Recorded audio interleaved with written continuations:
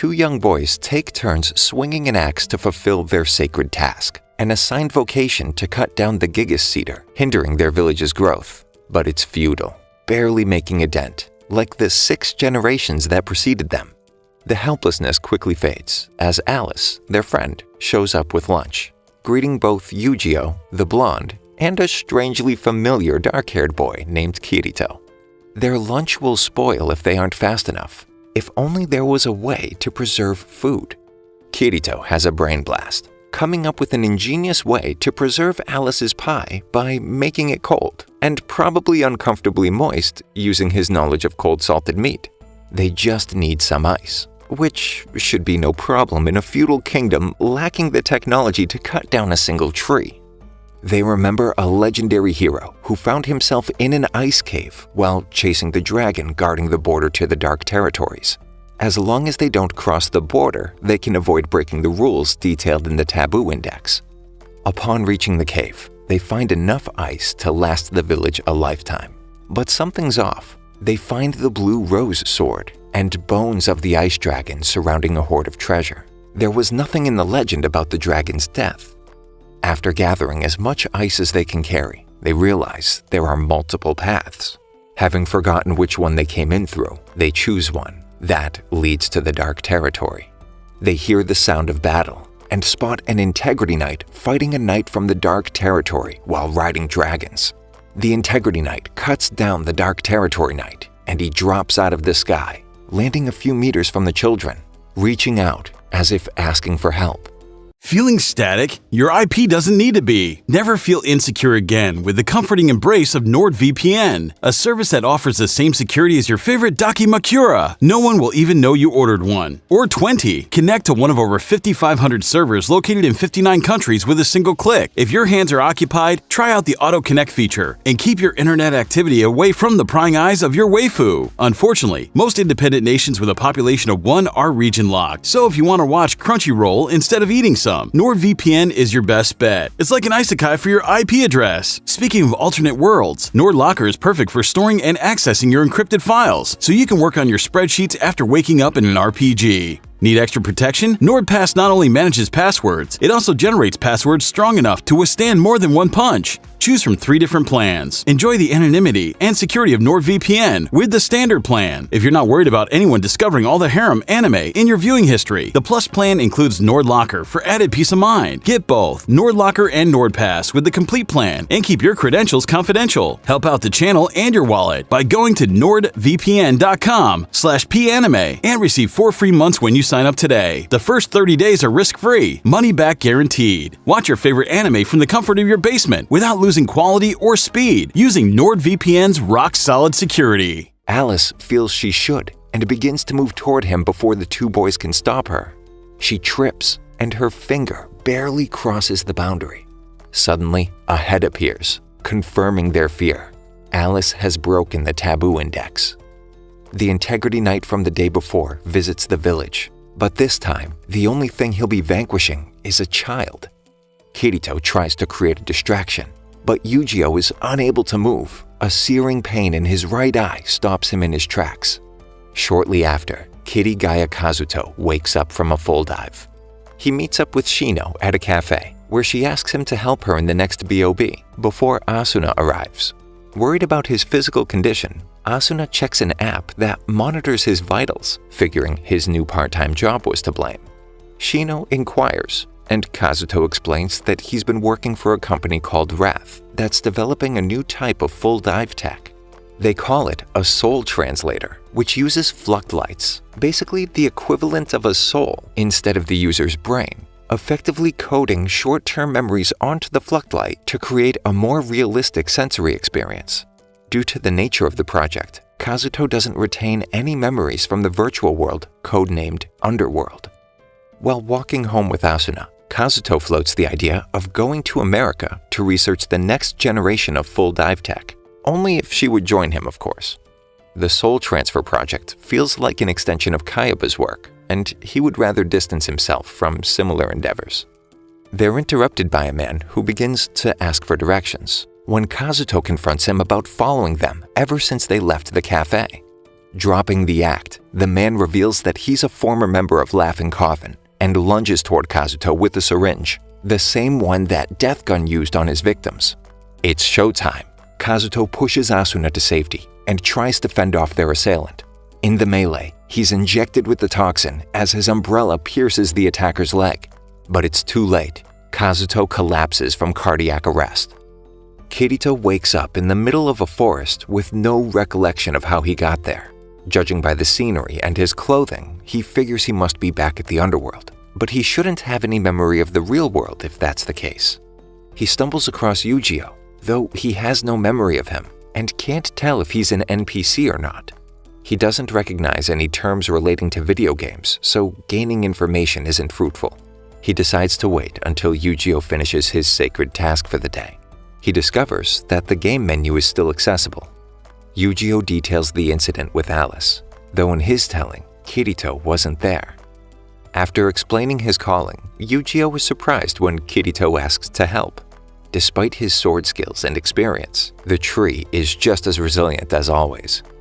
Upon completion of Eugeo's daily duty, they head to the village. The boy guarding the gate stops them. He begins to make fun of Eugeo's calling and assumes Kirito can't remember his, as a lost child of Vecta, though he's quickly put in his place after Kirito claims to be a swordsman, using his sword to slice through a tree stump. Eugeo brings Kirito to the church, where he meets Selka. While falling asleep, he deduces Wrath must have taken the Fluctlights of babies. With the in-game acceleration of time, generations of artificial reproduction would culminate in realistic people, especially since Eugeo claims it's been 6 years since Alice disappeared, which only happened yesterday, IRL time. The next day, the two boys head to the Gigas tree. Kirito wonders about Selka, who, as it turns out, is Alice's younger sister. After Alice was taken, she took over at the church, learning the sacred arts, system commands perceived as magic. Since the axe is practically useless, Kirito asks if there's anything more powerful. A little while later, Eugeo returns with the blue rose sword he retrieved 3 years after the incident. Kirito tries to use it on the tree, but isn't able to do much, but it still beats the axe. If they can raise their object control authority, they should be able to handle the sword properly. That night, Kirito asks Selka about her sister's disappearance. Apparently, Eugeo hasn't been the same since. Before leaving, Selka asks why her sister was taken, since no one will tell her. When he wakes up, Selka is nowhere to be found. Eugeo immediately deduces she must have gone to the cave where Alice broke the taboo index. The two hurry after her. They hear screams from inside the cave and discover she's been abducted by goblins. Eugeo freezes up, unable to move as the goblins close in. Kirito calms him down and devises a plan to rescue Selka. Arming them with swords, he begins cutting the goblins down. While Eugeo watches Kirito fight the goblin leader, he still hesitates to act. Just when it looks like Kirito is about to lose, he finally jumps into action. He distracts the leader long enough for Kirito to recover, though he receives a grievous injury. Kirito enters into a rage and takes out the goblin leader, scaring off the rest. He unties Selka, but when she sees Eugeo's state, she isn't sure if her sacred arts can save him. Instead, Kirito decides to transfer his own life energy to save Eugeo.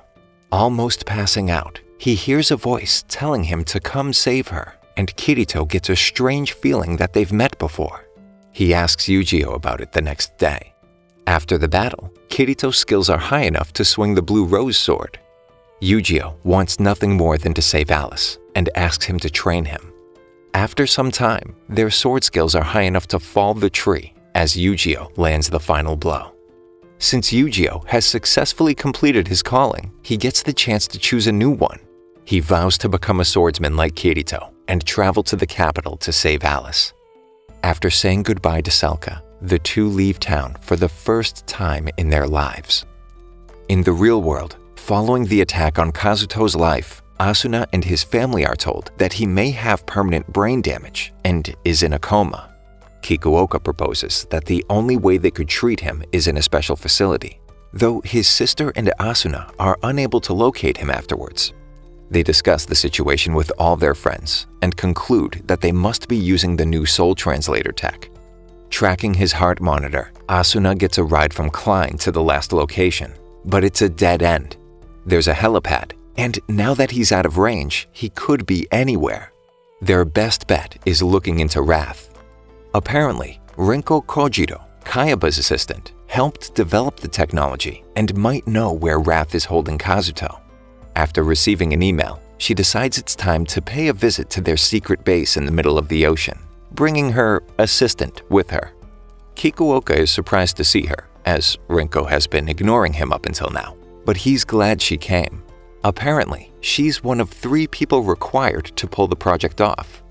Having met the second, Takeru, the lead developer, Kikuoka says the 3rd member isn't available at the moment. Asuna then reveals her identity, removing her disguise as Rinko's assistant, and demands to see Kazuto. Since none of the other victims survived the toxic injections, Kikuoka assures her that using the STL is the only way to treat Kazuto's brain damage.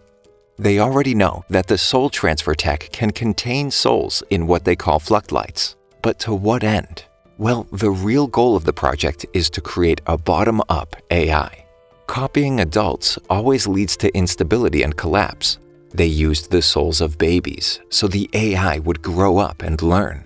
Using the seed, they created the underworld to simulate an entire civilization, using the newborn fluctlights as archetypes, raised by 4 Wrath employees. After they accelerated time in the simulation, society began to form, followed by a governing body who created the Taboo Index, which is followed religiously by the populace, so much so that they are incapable of going against it. That's when they introduced Kirito to the world. Having him grow up with artificial fluctlights caused one, Alice, to break the Taboo Index. They needed someone with years of experience living in VR worlds, so naturally they decided to use Kirito to investigate how these laws came about and why it's nearly impossible for the artificial fluctlights to break them. Kirito and Yujiro spend the next 2 years in the underworld honing their sword skills. They successfully enroll in the Sword Mastery Academy, an integral part of becoming an Integrity Knight. Once they achieve that status, it allows them entry into the Central Cathedral and a chance to save Alice.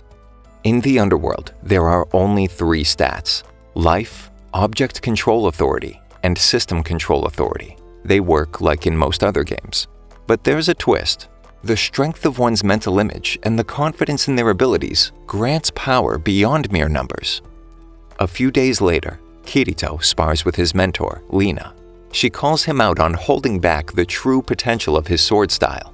She chose to train him because she also uses an unconventional style. Over the past few years, her confidence in herself has grown.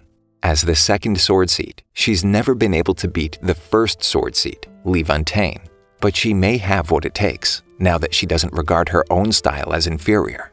He promises to show her the true nature of his sword style as a graduation present the next day. Yujiro and Kirito visit an artisan they contracted to craft a sword cut from the tip of the Gigaseater's trunk, where most of its energy was concentrated. The smith can barely lift the sword, let alone wield it, so he offers it free of charge if Kirito can. Not only can he unsheath it, he even takes a swing. Impressed, the smith honors his word. Despite the rules against practicing on a day of rest, Kirito decides to try out more advanced sword skills he hasn't been able to use thus far. During a 5-strike combo, he's thrown off balance and flings mud onto the uniform of the first sword seed. Li Fontaine looks the other way regarding practicing on a day of rest, but not for soiling his uniform. He challenges Kirito to a duel using real swords. Requiring consent from both parties, Li Fontaine proposes a first strike match, as opposed to stopping short, whereby the swordsman doesn't follow through. Despite his master's warnings, Kirito accepts the terms, as he's the one being punished. Lina informs him of the Li Fontaine family motto. They believe that drawing the blood of their enemy allows them to absorb their strength. This isn't his first battle fought with real swords. Kirito sees this in action when they begin their duel. It becomes clear that his power doesn't come from his stats alone. Li Fontaine draws on the power he believes courses through his family's veins, enveloping him in illusory flames, allowing him to use sword skills. He immediately lunges toward Kirito, who has a few tricks of his own, blocking the strike and locking blades. Kirito refuses to lose, like always, and uses the power of friendship and teenage angst to increase his own, using Levantein's technique against him. His sword glows, infused with golden light. His resolve causes the blade to grow and turn blue with the power of the demon tree behind him. He attacks the first seed. Their duel is stopped short before either opponent causes serious damage. Kirito goes to check on the flowers he's been growing as a gift for his master, running into the two nobles who've hounded him and Yu-Gi-Oh since they started at the academy. He finds his planter ravaged and begins to break down until he hears the same mysterious voice from the cave. He learns that simply knowing system commands isn't the only way to change the world around him. Using his imagination and tapping into the life force of the flowers, he's able to resurrect them, discovering that the technique used in battle isn't reserved for destruction. Kirito's master realizes that believing her unique style was inferior was the reason she could never beat Levantain. But after watching her page's duel, she's confident she can beat the first seed, regardless of technique. During the final examination, she finally wins against the first seed, snapping his practice sword in half.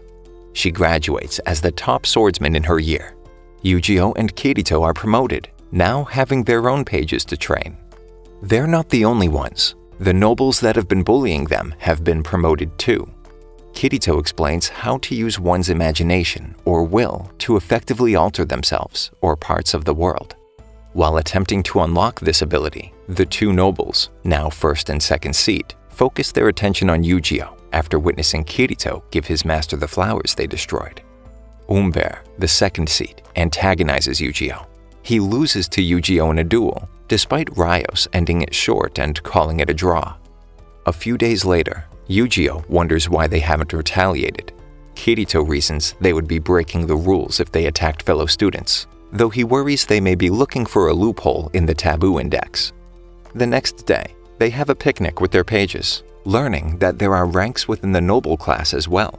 The lower-ranking ones are aristocrats in name only. Their pages relay the terrible treatment of their friend, a fellow page, following Yu-Gi-Oh's duel with Umber. Kirito explains that even if something doesn't go against the taboo index, it doesn't make it right. There are things that no one should ever subject a fellow human to, regardless of loopholes in the law. Later, the two confront the nobles about the treatment of their pages, but get nowhere, as the nobles play dumb and claim that they aren't technically breaking the rules. Afterwards, Kirito expresses his suspicions that the matter isn't over. They must be planning something. Yu-Gi-Oh's page, Tize, confesses that she is terrified at the possibility of marrying a noble who abuses their position of power. Soon after, Yu-Gi-Oh and Kirito's pages are late for the first time. Fearing the worst, Kirito slips out the window to investigate when Umber's page, Franika, knocks on the door. Apparently, after refusing to go along with his abusive and perverse orders, the two pages went to confront the sadistic nobleman. Yu-Gi-Oh races to their room to find both his and Kirito's pages tied up on the not-so-nobleman's bed. They claim that it's within their right to punish them however they deem fit. Yu-Gi-Oh is stopped in his tracks after being given an order, unable to move. His right eye starts flickering red, sending a sharp pain throughout his whole body, just like the day he tried to stop the Integrity Knight from taking Alice. Yu-Gi-Oh refuses to allow such scum to violate the innocent. His right eye bursts, breaking the seal, and he severs Umber's arm. Rios uses this as an excuse to kill Yu-Gi-Oh now that he's broken the taboo index. Suddenly, Kirito bursts through the window, saving Yu-Gi-Oh. Quickly ascertaining the situation, Kirito takes up arms against Rios. The two clash. Despite Rios' strength, he just can't keep his hands to himself, and without them, retaining blood becomes quite difficult. Rios writhes on the floor like a madman, his body glitching as if the system can't handle what's transpired. Even though they saved their pages, their crimes can't be unwritten. A mysterious face appears, citing the violation, as it did when Alice crossed into the dark territory. The next morning, an instructor heals Yu-Gi-Oh's eye before escorting them to the Integrity Knight waiting to whisk them away to their execution. The boys are shocked as the knight introduces herself as none other than Alice. She strikes Yu-Gi-Oh when he approaches, not recognizing her childhood friend. Their pages come to see them off, returning their swords and thanking them one last time as they're flown to the central cathedral chained to a dragon. At the facility, Asuna runs into a robot after visiting Kazuto. It turns out that they're trying to create a physical vessel to hold a Fluctlight, making it easier for the AI to pilot and look more human. Back in the underworld, Yu-Gi-Oh and Kirito discuss Alice's new condition and whether the voice in the cave was really Alice. They figure out that since they can still inspect the durability of items, and since their chains have the same object authority, theoretically, they should be able to break each other's. Hypothesis confirmed. It's time for a jailbreak. They find themselves outside on a garden terrace filled with roses. Now that they know Integrity Knights don't retain their memories, their goal changes. They have to rescue Alice and find a way to return her memories. Just when they think they're in the clear, they run into an Integrity Knight. Apparently, he's been waiting for them. It turns out he's Alice's disciple. Their chains won't help them now. The knight reveals his divine weapon, playing his hand too early. The two escapees devise a plan, but it's no use. Something's off. Yu-Gi-Oh recognizes the knight's name. As soon as they remind him of his past, an object protrudes from his forehead, most likely whatever's messing with his memories. But before they can learn anything more, another Integrity Knight fires an arrow into Kirito's foot. The two prisoners decide to book it. Kirito hears a voice directing them to a door that appears out of nowhere. A giant library lies on the other side, the door disappearing behind them. A woman greets them, introducing herself as Cardinal. Getting Kirito alone, she explains that she knows about the outside world and the truth behind the Axiom Church. He comes to realize she's an incarnation of the Cardinal system that he's already familiar with. She explains that the church's founder is a descendant of the one Wrath employee with more devious intentions than the other three. Queenella discovered the underlying system that formed the basis for the sacred arts. With this knowledge, she began to increase her system control authority until she had enough power and followers to start the Axiom Church. By creating the Taboo Index, she guaranteed no one could surpass her control authority. Nearing the end of her life, Queenella finally accessed the complete list of system commands, effectively making herself immortal. The Cardinal system was a threat to her power.